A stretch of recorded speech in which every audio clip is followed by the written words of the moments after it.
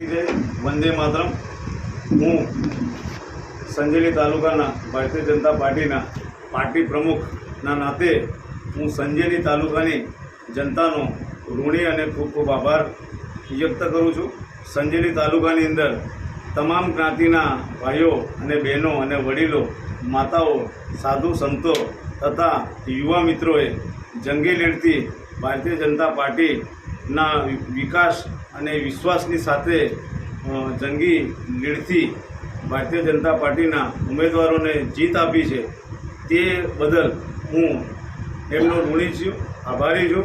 એમનો ખૂબ ખૂબ ધન્યવાદ વ્યક્ત કરું છું। અને સાથે સાથે સંજેલી એક તાલુકા પંચાયત સીટમાં લઘુમતી સમાજના જે કંઈ વોટ ભારતીય જનતા પાર્ટી તરફી સારા વોટ એમને આપ્યા છે કમલેશભાઈ રાવતને, તો તેમનો બી લઘુમતી સમાજના ભાઈઓ, બહેનો, વડીલોને ખૂબ ખૂબ આભાર વ્યક્ત કરું છું। ભારત માતા કી જય, વંદે માતરમ।